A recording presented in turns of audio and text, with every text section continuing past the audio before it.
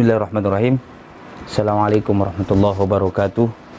Hamdan wa syukran lillah, salatan wa salaman ala rasulillah, amma ba'd. Brocik dimanapun kita seluruhnya berada, alhamdulillah, mudah-mudahan kita seluruhnya diberikan kesehatan dan keselamatan dari Allah Subhanahu wa ta'ala. Dan jangan pernah lupa untuk terus bersolawat kepada baginda Rasulullah Muhammad sallallahu alaihi wasallam. Mudah-mudahan kita seluruhnya mendapatkan syafaatnya di yaumil akhir kelak.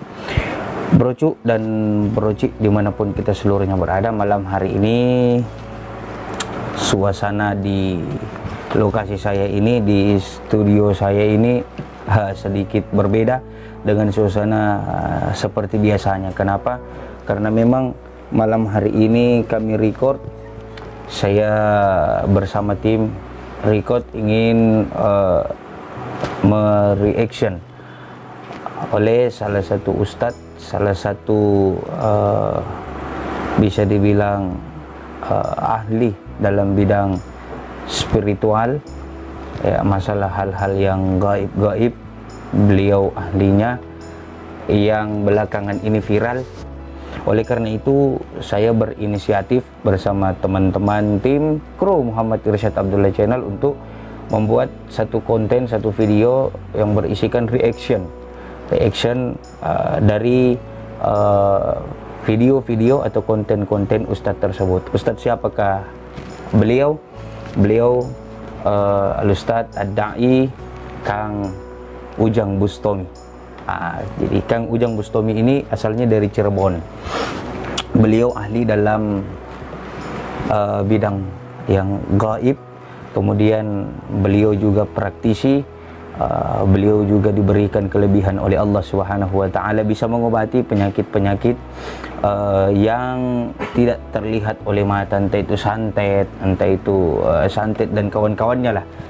Ustadz Kang Ujang Bustomi ini bukan, kalau saya sih, pendapat saya pribadi, bukan satu hal yang direkayasa, melainkan ini real dan betul-betul terjadi.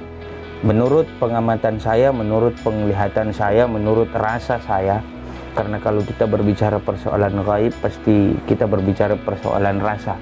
Ya, kenapa? Karena memang kita berada di dua dimensi yang berbeda, dua alam yang berbeda. Lalu kalau kita bertanya, Ustadz, adakah yang gaib? Ya memang ada. Alladzina yu'minuna bil ghaibi wa yuqimunas shalah. Mereka yang beriman kepada hal-hal yang gaib.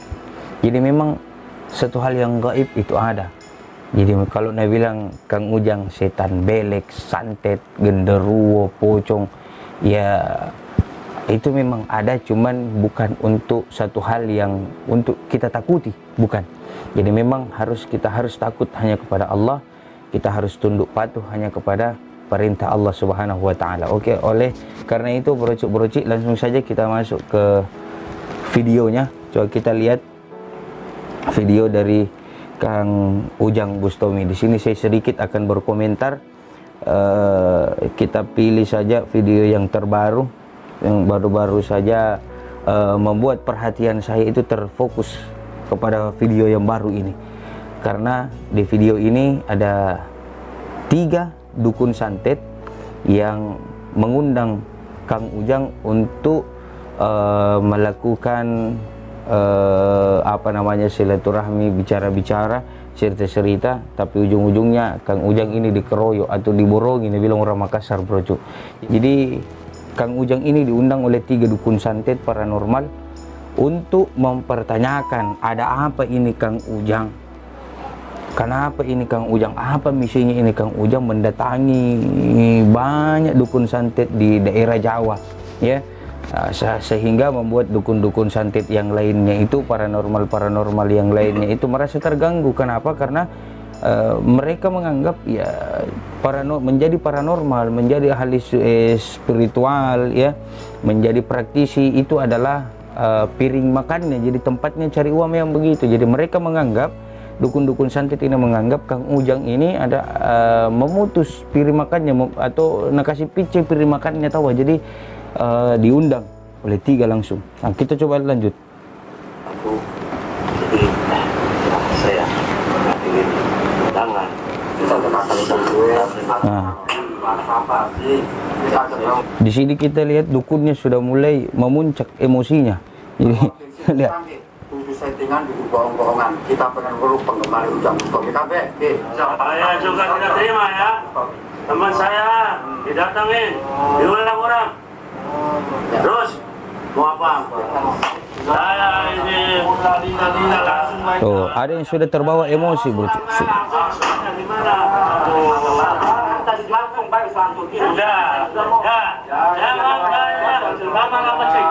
Tuh, jangan lama-lama. Saya mau tahu. Tuh, saya mau tahu. Sampai di mana ilmu Anda? Jadi dia mau tahu sampai di mana ilmunya Ujang Bustomi. Kita lihat, kita dengar, right? Sabar. Ini nih nggak bisa sampai di mana? Ayo, ente sudah ya sakit hati teman saya juga sakit. Sakit hati. Ayo model mau bagaimana? Ayo mau bagaimana ya? Sok. Nah di sini Kang Ujang sudah mulai. Coba kita lihat. Dengan surban yang dipakai ke atas kepalanya. Jadi Kang Ujang di sini sudah mulai. Nah, di sini broci kita bisa lihat bahwa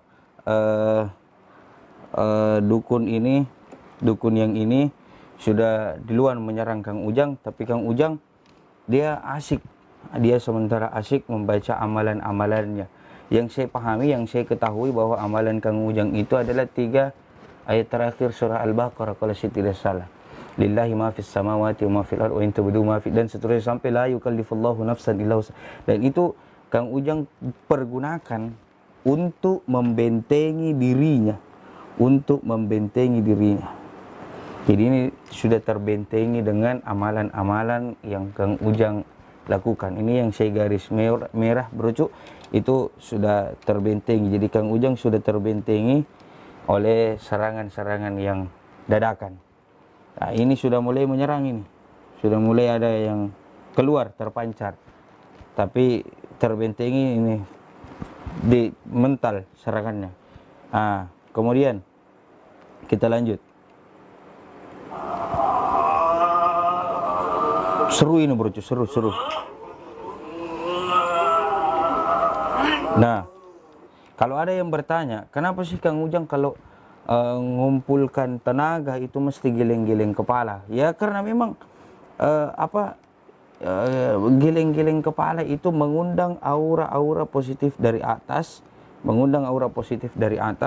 kemudian yang bisa menyelimuti Kang Ujang, kemudian Kang Ujang mengambil aura-aura positif untuk dilemparkan atau diempaskan kepada 3 dukun tersebut. Kita lihat lagi.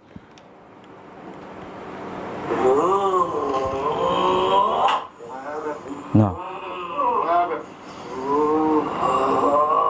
ini kalau sekiranya ada yang bisa melihat, ya, ini hanya dari kacamata saya, hanya dari pengalaman saya, hanya dari penglihatan saya. Ini ada yang turun cahaya, seperti cahaya besar sekali. Jadi ini cahaya besar. Jadi cahayanya itu kita kelihatan dari sini. Dari sini besar cahaya. Ini turun ke fokus kekuatannya Kang Ujang berada di telapak tangannya berikut ke 3 jarinya yang ia pergunakan. Jadi tetap dengan sholawat yang dibaca dalam hati ataupun yang keluar dari mulutnya Kang Ujang, dari lisannya Kang Ujang. Coba kita lanjut. Di sini ada aura hitam. Lalu Kang Ujang menyerang. Dia menyerang. Nah, yang aneh ketika dukun ini mengadu ilmunya, itu cuma sebatas di sini saja. Jadi kabut hitam, bayangan hitam itu sebatas di sini. Tidak ada yang bisa tembus masuk langsung ke Kang Ujang. Entah itu karena sholawatnya Kang Ujang, entah itu karena doa-doanya. Jadi itulah salah satu kelebihan yang dimiliki oleh beliau. Lanjut.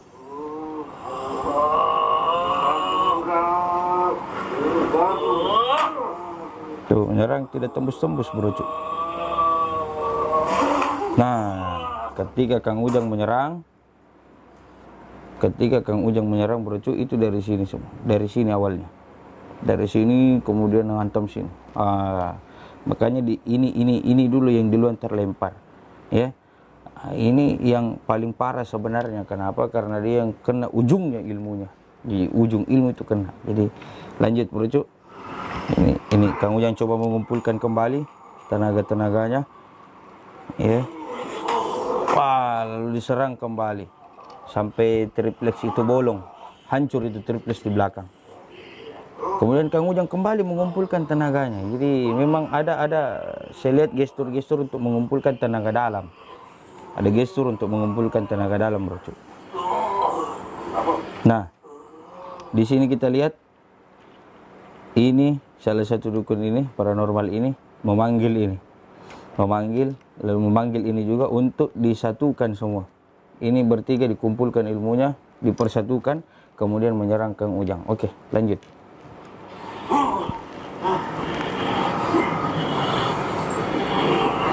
Nah, coba kita lihat, Bro Cu. Kita perhatikan dengan seksama. Di sini ini sebenarnya tidak terlalu besar gumpalan hitam di sini. Ada hitam pekat, ada seperti asap-asap hitam yang pekat ini di tengah-tengah sini. Jadi antara jari-jarinya kemudian tangan-tangannya itu ketemu. Ada memang. Nah, itu dibuat sebulat mungkin, dibuat sehitam mungkin, lalu dihempaskan ke Kang Ujang. Coba kita lanjut. Lalu dihempaskan. Satu. Wah, Kang Ujang ini. Wah.